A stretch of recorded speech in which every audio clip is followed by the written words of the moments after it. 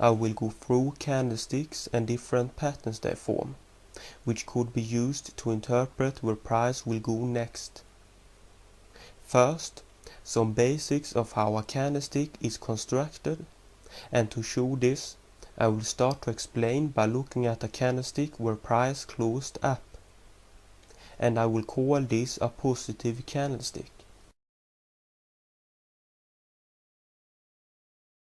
The area of the positive candlestick, which is green, is called the real body. The little line below the real body is called the shadow, and the furthest point of the shadow is called the low. And the low is quite simply the lowest price which that specific candlestick did reach. On a positive candlestick, the open of the candlestick is the bottom of the candlestick's real body, and is the price at which the candlestick first began to form. The line which is above the positive candlestick's real body is also called the shadow, but the furthest point of the upper shadow is called the high, and this is the highest price reached during the time this particular candlestick was formed.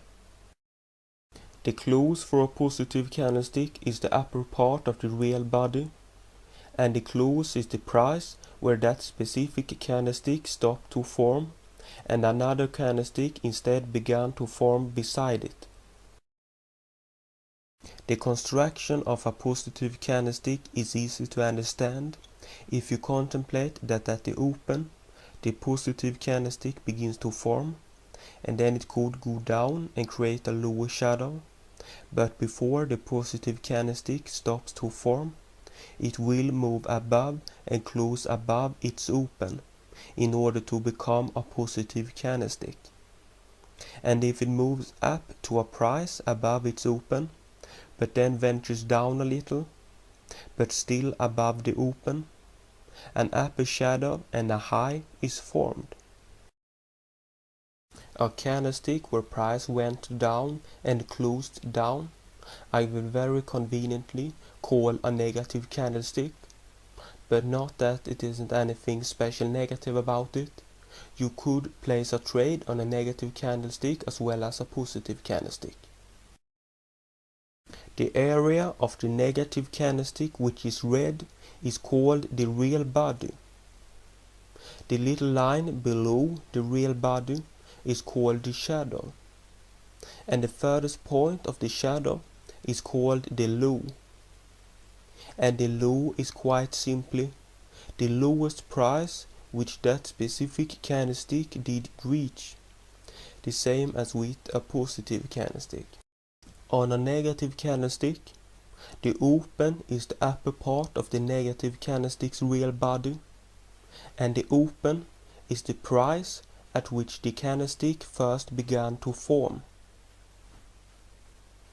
The line which is above the negative candlestick's real body is also called the shadow, and the furthest point of the upper shadow is called the high, and this is the highest price reached during the time this particular candlestick was formed, same again as with a positive candlestick.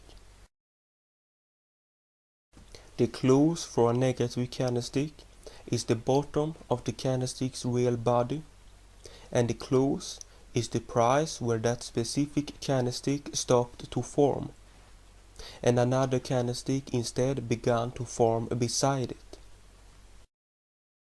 The construction of a negative candlestick is easy to understand if you think about that at the open, the negative candlestick begins to form, and then it could go up and create the upper shadow, but before the negative candlestick stops to form, it will move below and close below its open in order to become a negative candlestick.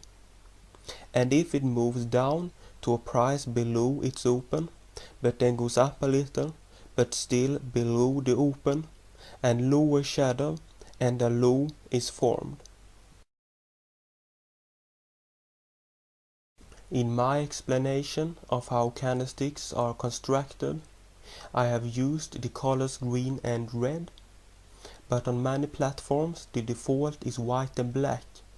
We'll say if a candlestick goes up and closes up, it will be white, and if it is going down and closes down, it will be black. And candlesticks come from Japan, and in Japan the default colors are red and black. Red when a candlestick goes up and closes up, and black when a candlestick goes down and closes down. It is up to you if you want to use one of the just mentioned color schemes of the candlesticks, but I would recommend that if your broker platform doesn't have green and red as the default color, just change the scheme to green and red. And in the section where I did go through the Forex platforms, I showed you how to change the scheme so you wouldn't have any problem with that. Green and red are such wonderful colors while trading because of its visual appearance, due to the fact that they remind you about traffic lights. You could think about them as that when the candlesticks are green, the candlesticks drive on and their mode is soaring to the sky, but when the candlesticks are red, they have to wait and their mode is falling down, as well as being red with rage.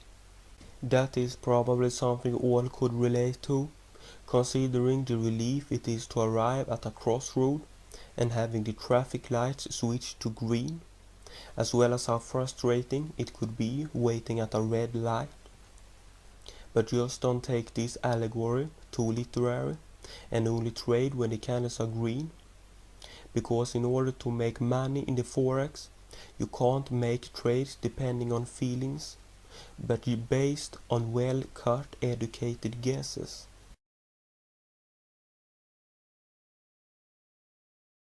Depending on what time frame diagram you're looking at, candlesticks have a compounded in them price action spanning over different amounts of time. Let me explain.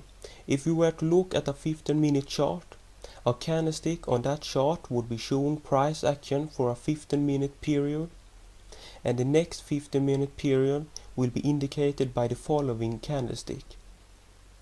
And on a daily chart, every candlestick shows a whole day of what price did that particular day.